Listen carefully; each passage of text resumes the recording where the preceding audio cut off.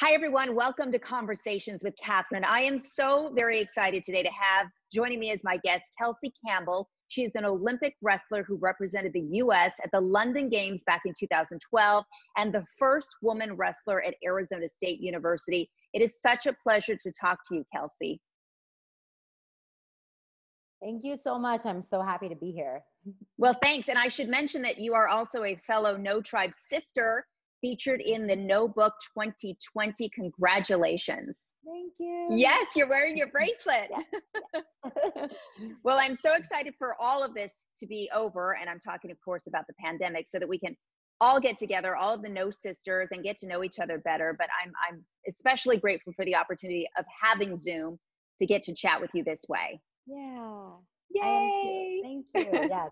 Thanks for reaching out. Honestly, I think it's important. Like, we have an opportunity right now, some of us, to really spread a message of positivity and inclusiveness and just perspective. And we should take this time. If we have the opportunity, we should take it. Absolutely. I mean, it stretches us, but we should do it. So. Yes. And I have so much that I want to talk to you about, because you are, as I mentioned, a woman of, some firsts here. Before COVID-19, you were training to win gold at the Olympic Games in Tokyo, which were supposed to open this month. They've been postponed because of the pandemic, as we know. How difficult has this been for you emotionally? It's really crazy. And this is not what I think most people would expect, but it's actually kind of a common thread amongst a lot of my peers. As an athlete, you never get the gift of time. You never get more time. You lose time. Every day that goes by, you get older, your body gets older, your recovery demands more. And 4 years goes like that. 4 years to an Olympic athlete, it's like a blink of an eye. Like, here we are. You know what I mean? Mm-hmm. But I never would have wished this pandemic upon anyone. But for me and my career path, I really feel like I was given time to just be better. And I knew going into the Olympics this year that I knew I had some holes. I knew I did, if we're being honest. And I'm not alone in that. I know a lot of people felt that. And so but if I am being honest, it's been a whirlwind, right? There's been patches where I'm like, I can do this. I know what it's like to be super broke, pursuing this crazy dream, riding the bus 2 hours to practice, and randomly making up workouts and having to be creative, and no one's guiding you. You're on your own. Very relevant to what I'm going through now, extremely relevant. I know what that's like. And I'm like, I remember when this was happening, I'm like, I've been through this before. This isn't even how to do this. Yeah. Honestly, the randomness and the lack of structure for an athlete, I know what that's like. That literally that stacked the bricks to my eventual success in the sport. And a lot of people don't know that because no one talks about your story until you've achieved, right? But there's this whole other subculture of people that there's all these stories of people just climbing their way to this, right? And I have that story. And so when all this started out, I was like, no, I can do this. And it's true, I can do this. I can totally do this on my own. But of course, I've had moments where I'm like, I can't do this today. I don't know if I can do this today. I've even had times where I've worked multiple jobs while training, pretty much almost my whole career, to pay my bills, to eat, right? And I'm a weight management sport athlete. So what I eat is important. I've literally donated blood to put gas in my gas tank, in a car that didn't always run, right? So this is not, you don't brag about this stuff, but I've been here. I've been here before. And so when all this is happening, it's mostly I do this because I know how to do this. But I think if you're a person that is familiar with this, you really have to own it, do your best, and then spread a message to people. I feel like in some ways it's like a civic duty. Like, you Mm-hmm. know, like I'm owning my situation, and then I gotta really reach out, check in on my friends, make sure people are doing well, spread positive information, right? Because we're in Mm-hmm. an information culture, right? Yep. So it's I've had my ups and downs though, honestly. I think we Like, all have. yeah. I think we all have. I echo the same thing. I mean, this is something that I prayed for a long time, having time. It's just not quite the way I expected my prayers to be answered, but there is a gift in having that time, however you choose to use it. And for you, you don't have to dig too deeply to be able to shift in what you're doing because you've been there before. But you've also been at this higher level as an Olympic athlete with your training. So how does what's happening now with the pandemic impact your training? Do you approach it differently, or do you go back to how you trained in the beginning? So I think instinctually I went back to my roots, right? Instinctually, I was like, okay, like I remember so I didn't make the national team until 2009. I started wrestling in 2002. So it was roughly 5-6 years, right? And when I moved to Arizona, I would literally go to the gym. And you know, at like the public gyms where they have the yoga area with the mirrors, Mm-hmm. I would go in there. I had no coach, I had no status, I had no credentials. And I would go there. I'm a musician, I'm a dancer, so I'm a creator, right? I'm creative. And I would go in there and I'm like, okay, how can I like replicate wrestling? So I would grab like dumbbells and like do like shadow wrestling with Uh-huh. dumbbells in my hands. Cause I'm like, well, I need to feel the weight on my hands, right? And people would like watch me like,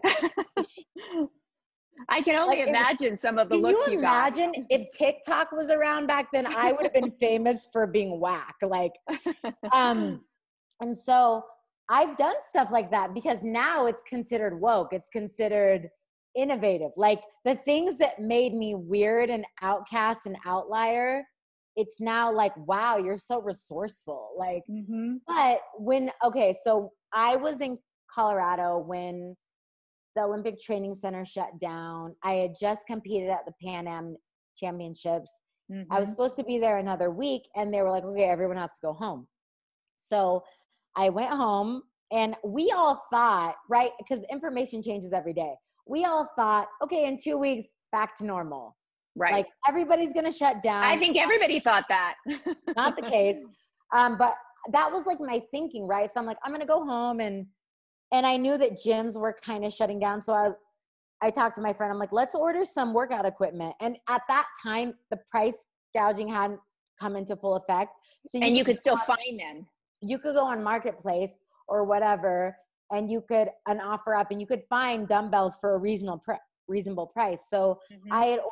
I had a treadmill from when I worked in property management. They upgraded their equipment. So I bought like a bike and a treadmill at a very awesome Discounted price. price. Yes. And then when this all started, I had this instinct, like, let's just get some stuff now, because I already do my strength and conditioning on my own, and it's Arizona, so it's always sunny. So it's easy to Mm-hmm. train outside. So I ordered some stuff online, and it's funny. What's crazy. Okay. So me and my friend, we ordered 2 sets of like full set dumbbells. Right. And we didn't mean to, it was an accident, right? So we had 2 sets, and it was before things started to skyrocket.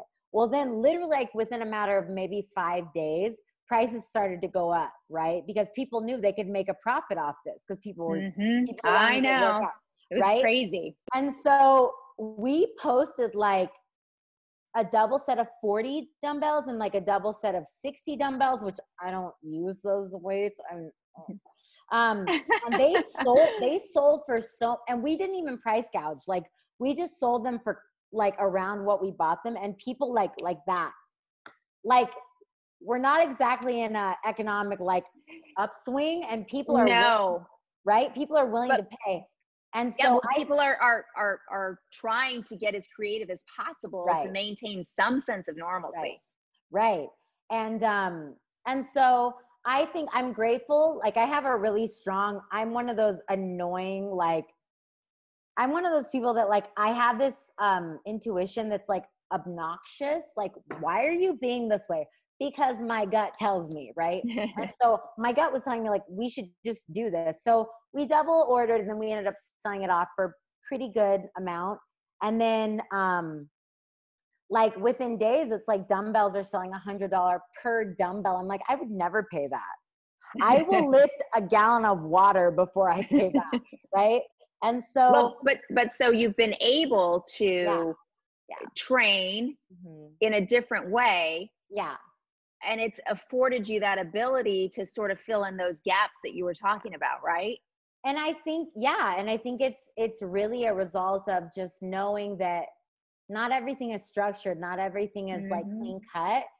And you have to stretch yourself a little bit to be able to reach those places where I don't need it to be perfect. Like perfection isn't the story people want to hear. People need to hear the story. They need to see people overcome. We need to see that. And and again, that's the story of inclusiveness, which I'm always about, right? Yes. Well, and you're also very much about women's empowerment. You started wrestling when you were 17, a senior in high school, and the only woman on the team, which had been almost exclusively a male sport. So as I understand it, you actually started wrestling because of a dare. Can you tell me about that? Because that was from a male friend of yours, right? Yeah. So I wasn't like extremely talented. Like I did a lot of sports growing up and I had a really extreme work ethic. And I think if anybody listening, like if you've experienced like childhood trauma or if you've gone through things in your home life, you understand this. Like you replace the faulty, what's missing, right? You replace what's going on at home with your effort, right, outside of the home. And so for me, textbook, right? And our country, our government, we're not set up to meet those needs. So we look inward, right? We either look inward and try to be better, or we look to like weird organizations or whatever. Like we all look for an outlet. And for me, I'm grateful because on paper, I really shouldn't have done anything I did. And I know that. But, things weren't great growing up. And I worked really hard and I did as much as I could to not be at home. And I was a multi-sport. I've lettered in like 4 or 5 sports by the time I was a junior in high school. I wasn't I was great at singing. I was great at dance. I wasn't great at athletics. I just worked really hard and learned my way in, right? Well, and you earned respect along the way too. Yeah. And so I had some friends on the wrestling team and all I knew about wrestling was pro wrestling, right? All I knew about the wrestlers was that they always looked really sad and skinny.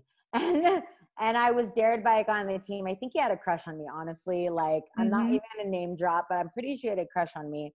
And he was like, you couldn't handle it. And I was like, of course I could. But because of who I am and my background, I had to do it. I had to follow through. I said it was out there. I had to do it. And I remember over the summer leading into my senior year, I would do pull-ups at our high school gym. I remember working my way into one pull-up. And I remember ordering VHS tapes, which, this is the early 2000s. You can't just order on Amazon Prime. So to order a VHS tape of a wrestler, I mean, there's a lot of work involved in that. I was committed. I was committed.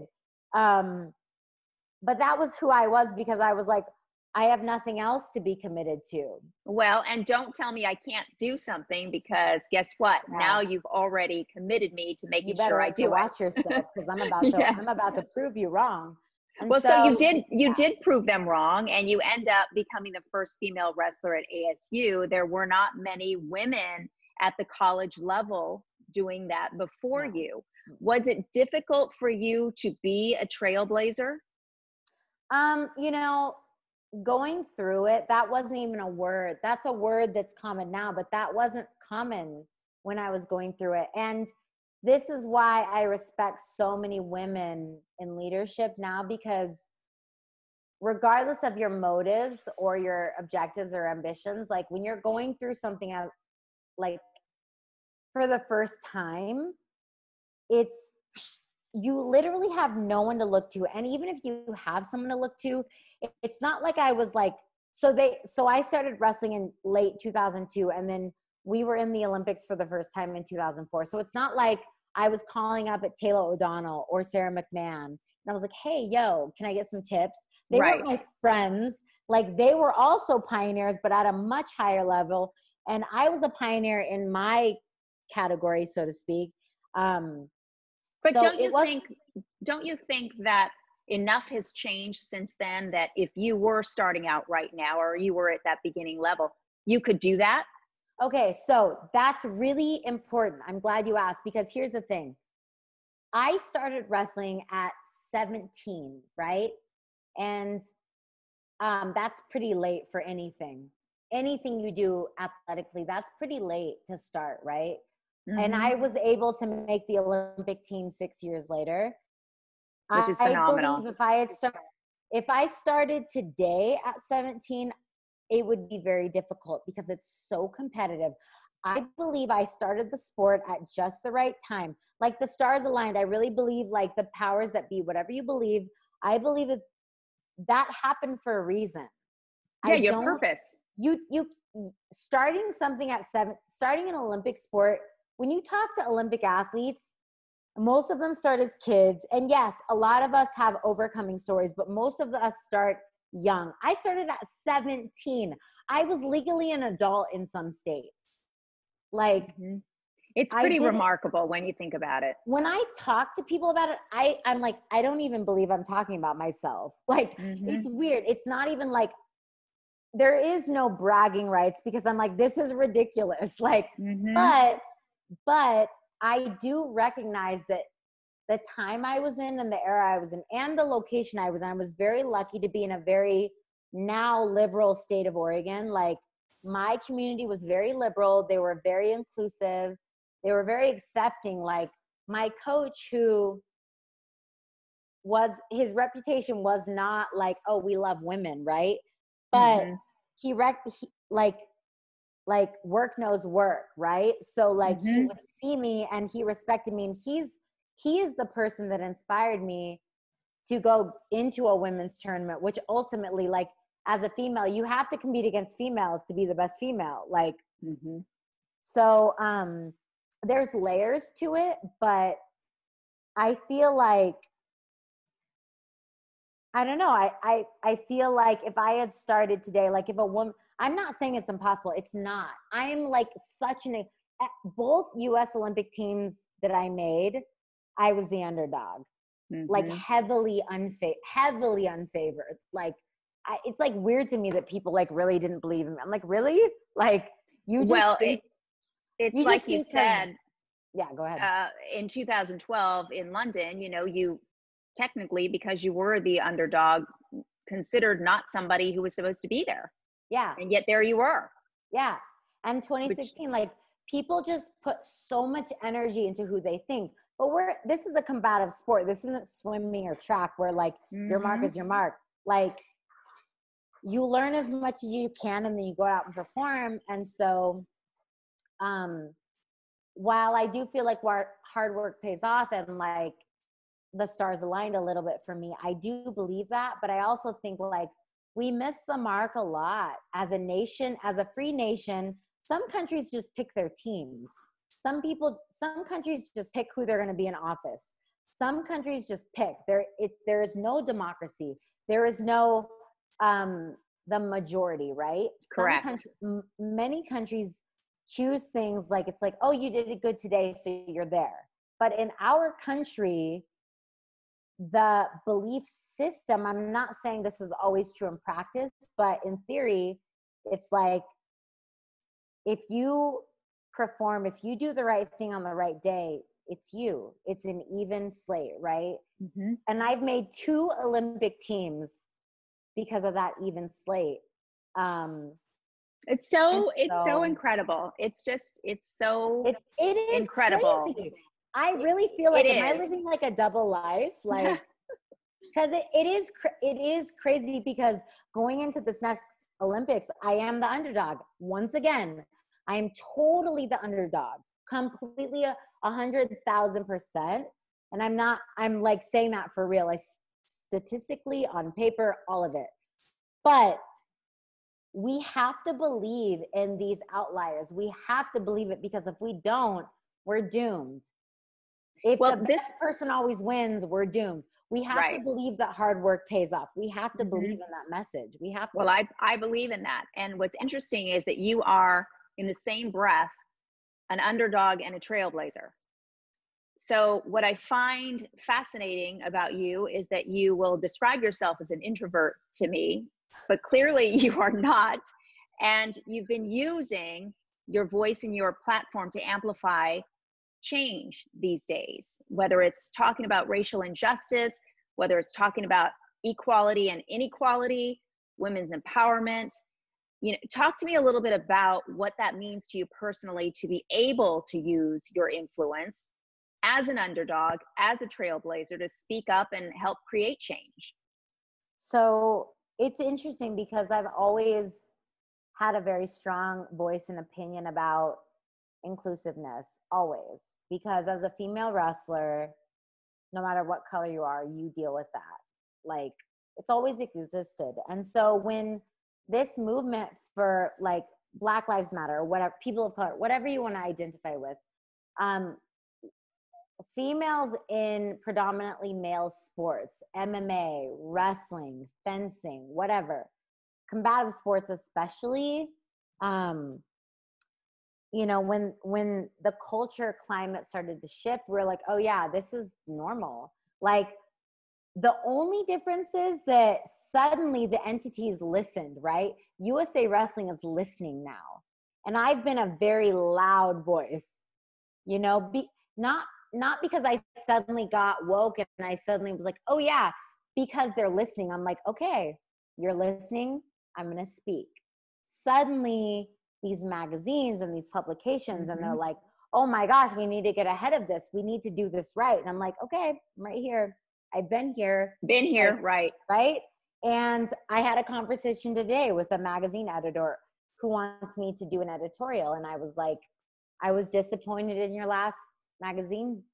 You know, like your cover was wrestling against racism. And there was like 4 people of color in the magazine, 1 white woman, and then like 20 like familiar names of white wrestlers, which is fine. Like, they're great wrestlers, but the cover is preaching a different message than your content, right? Right. And I'm like, we're in an era where I have a strong opinion about it, but you're willing to listen. So I spoke to the editor directly, right? I am not the #1 athlete in the US today, but because of who I am and who I represent, he's willing to listen. So I'm like, okay. And that's power. That's power. This isn't natural. Like, this stuff isn't natural to me. I'm more of like, let me just like, give me the mic and let me perform. But to actually like write the editorial or do like the TED Talk or the storytellers, or like, that doesn't come natural to me. Like, I have to stretch myself to do that. And so, but it hasn't been uncomfortable for you, has it? It hasn't been, well, when I speak what I believe, and I don't believe in the phrase speak your truth. I don't believe in that. We can get into that later. I feel like that's like an excuse for like saying whatever, right? Like, your truth is your truth, but that doesn't make it the truth, right? Right. But I do feel like if I'm speaking, like, just because you don't see police brutality doesn't mean it doesn't exist. I've never physically seen police brutality, but I've seen videos, right? It happens. And my dad is dark skinned. My family is dark skinned. I'm terrified of my family members going out without me. I always drive, stuff like that. Just because it's not my reality doesn't mean it's not a reality. Not reality, correct. And so I'm using I'm being opportunistic, honestly, and I don't apologize for that. Finally, people are listening. The man I spoke to today, the editor of this major wrestling magazine. He's 65 years old. He's a white man, right? He grew up in an era where like lynches and people were hanged publicly, and you could walk down the street as a child, as a 4-year-old, and see that, right? And so for him to call me and be like, I need you to write this editorial. And I'm like, thank you, but here's how you can do better. And he's going to listen. I'm not trying to be a jerk. I'm just saying like, and that's not my area. That's not my skill set, but I do have some perspective. And absolutely, if you're welcoming me into your circle, I'm going to do it. I'm going to take it. So it's such an interesting time. And I feel like it's not uncomfortable, but I have had to stretch myself, because generally speaking, 3 months ago, I would have been like, I don't need to write this editorial. I don't need to do this Zoom meeting. I don't need this. I just need to perform my craft. But I have the time, and we're in a time where people are listening. So you need to speak. And you can make a difference. You do have that opportunity. And I appreciate it so much that you are taking advantage of that, because we do need different voices, as we've talked about. We need different voices and different perspectives for things that maybe we do or don't have experience with. So I think it's awesome. And speaking of voices, you touched on briefly the fact that you had always set out to be a musician, a singer. So yeah, I mean, yeah. When wrestling is all over with, will we see you performing? Will we hear you on the radio? I mean, is that still in the cards for you? It's so crazy, because that was always my dream, right? But I remember when I started wrestling and I won a few choice tournaments, right? And I told, this is my annoying, obnoxious instincts kicking in, right? And I knew, no one told me this, I swear to you, but I was like, I have a window to do this sport, but music, I know that music will always be there. I know that. And it was a gamble, right? And now, like almost 20 years later, right? So music in 2002, you could post on YouTube and be seen. You could go to American Idol and be seen. I actually did American Idol, the second season. I don't tell a lot of people that, because everyone's like, you should do American Idol. I'm like, I actually did do that. You know how many people are going to go on YouTube now looking for that video? Yeah, there wasn't videos though, because people didn't have, the smartphones weren't a thing. True. This was 2003. Like it was, I literally have disposable camera and Polaroid photos from that audition, from the people I met in line, right? I showed up 3 days early. I was like number 500 something in line, and I was early, and I met 20 people. I had always been like kind of a standout vocalist at my high school. And I'm here with all these standout vocalists. I'm like, wow, I was just a big fish. We're all great. We're all great, right? And you don't have social media, right? So this is the first time you're seeing it.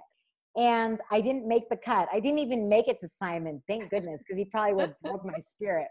But I remember thinking like, I know what I have. Yeah. I have always, wrestling, I've had shaky moments, but music, I know what I have. And here's the thing. I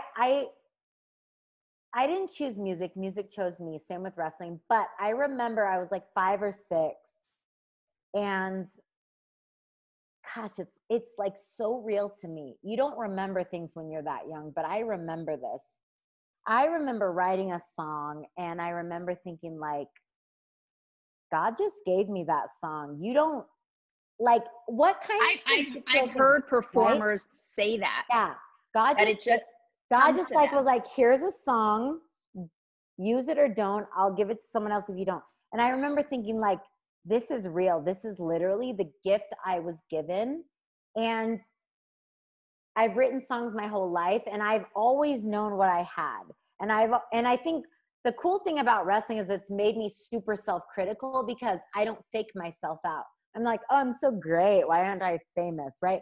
Like, I know, I'm like, that's crap, or that's great. Like, we can do something. You're honest with yourself. I'm honest with myself. And so in this last year, I thought the Olympics were 2020. I started setting up a lot of gigs. I've done one film festival. I'm doing another one. I'm doing a pageant. I'm doing a few things performative wise to really get my voice and my name out there. The Olympics are delayed, but I realized like I'm capable of this. Wrestling's hard. Music is easy for me. And so I am truly pursuing this. I've connected with a phenomenal producer in San Diego, and we're gonna create an EP together. He's so innovative. His style is so great. He's relatively unknown, but he's so talented. And what is your style?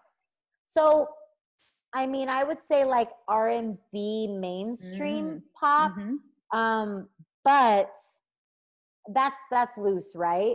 It's mainstream in the sense that I have catchy melodies. Like my melodies are catchy, but I'm not writing to catch audiences. I'm really writing from a place of honesty. Like most of my music, the most recent song I wrote, which was like 3 days ago, and I sent it to him. I'm like, this is the song we're going to start with.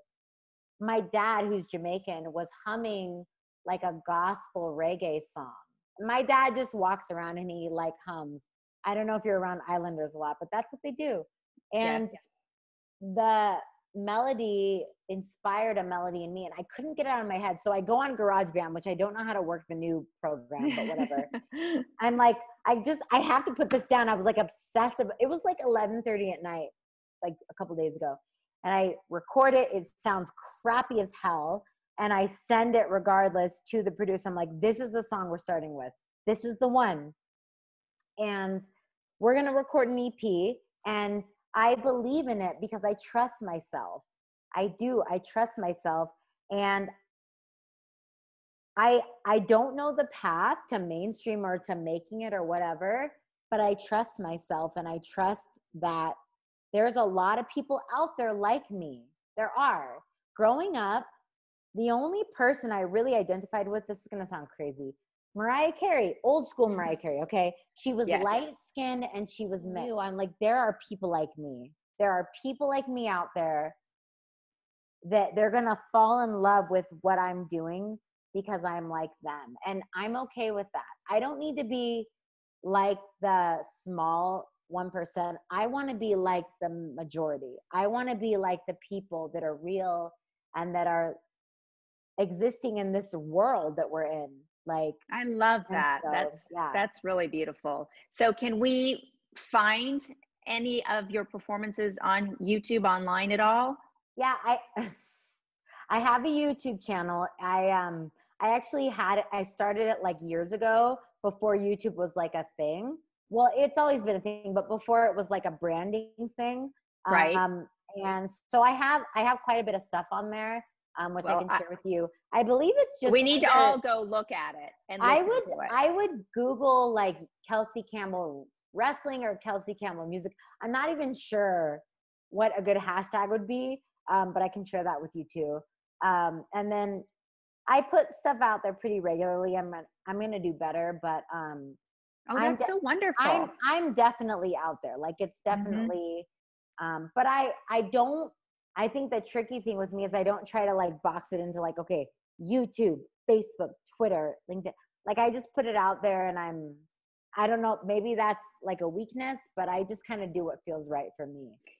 Well, you have to do what makes you the most comfortable and what makes you feel the most honest about what you're doing, right? Yeah. Yeah. So I'm going to look for it, and I'm going to share it and make sure that everybody goes and watches and listens. And of course, we're going to be cheering you on in Tokyo next year, because boy, it better happen, right? Yes. Oh my gosh.